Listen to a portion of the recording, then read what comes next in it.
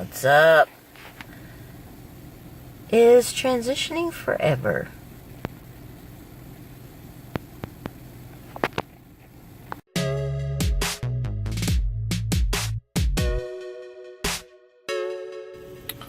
What's up, Paperboy? Welcome to Tuesdays with Shel.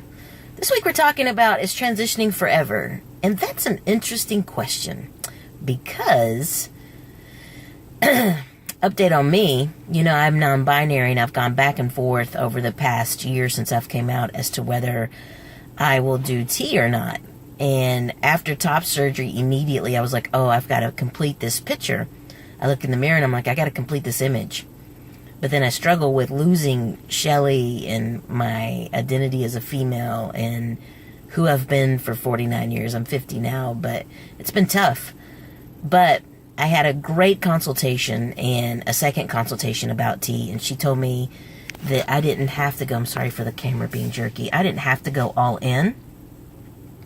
And after she took a lot of time talking to me, like she spent at least an hour and a half in my appointment, which I really appreciated. She's like, I would only give you 30 to 50% of what I give my other patients so that you could take it slow and see if it's what you want. So that being said, I'm ready for T. I told my therapist, and my therapist sent a letter to that doctor yesterday. I have an appointment on the 16th of February, so it's exciting. I sent a message to all my family last night and a couple of my friends and was like, I got my letter. This is historical for me. Ugh, these earrings make my ears itch. I'm allergic to earrings, man. I gotta basically wear gold. Anyway, I'm getting off subject. Sorry about that. I don't think transitioning's forever. As I've been watching YouTube videos, I've come across, again, sorry for the movement. I've come across a lot of detransitioning videos. There's this one couple, they talk about detransitioning, they detransition, then they go back to being trans, and Ty, you interviewed with them. You'll know who I'm talking about. They're very confusing to me. I had to quit following them. I'm not going to say who they are because I'm not trying to put them on blast. It's just, I think they're entitled to live their life the way they want. I really believe that. And they have to live by whatever convictions they feel. But if the general public were to get a hold of their videos, they're a case as to why people find us confusing, honestly. But I don't think transitioning has to be forever. I think that everyone's journey is unique.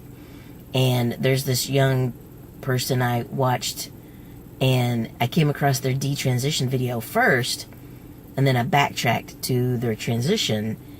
And, basically what they said was they got what they wanted from it. They had felt foreign in their body, and after using testosterone, they felt, I'll say she, because she's now going by she felt she'd gotten as far as she wanted. Her voice dropped, all that, and then she chose to detransition, and then she was in a place of trying to figure out who she was, and now she's completely female identified and beautiful. And I think it's awesome that she took that journey, and that she had to defend herself on a video and be like, my journey is my journey.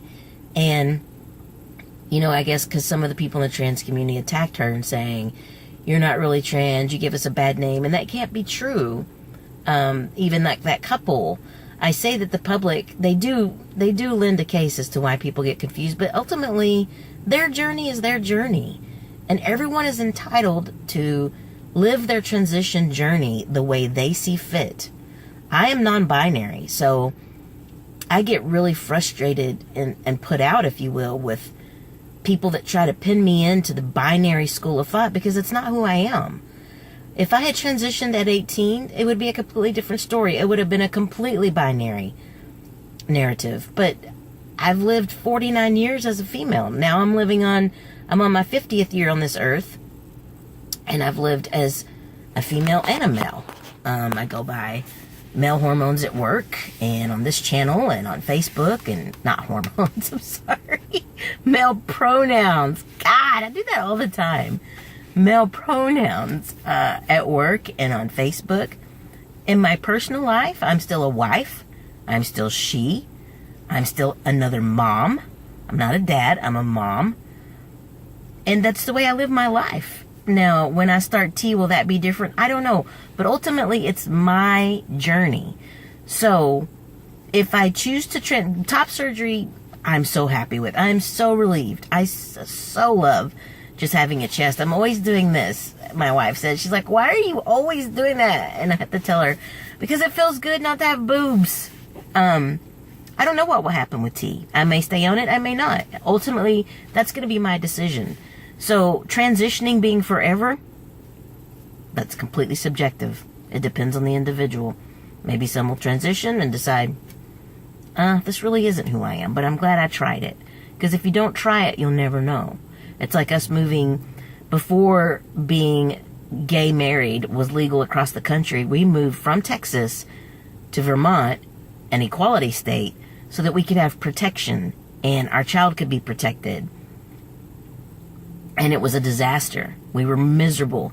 I got a great job out of it, but we were miserable. And when my dad started dying, we moved back home.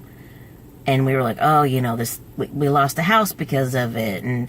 But if you don't try, you never know. Had we not tried that, we would have never known. We would have always thought, if we could just live in an equality state. Well, we did, and turns out it wasn't all it was hyped up to be. So my point of view is that everyone's transition journey is their own, and it is up to them whether it's forever or not, and it's okay either way. All right, guys. Have a great week. Peace and love.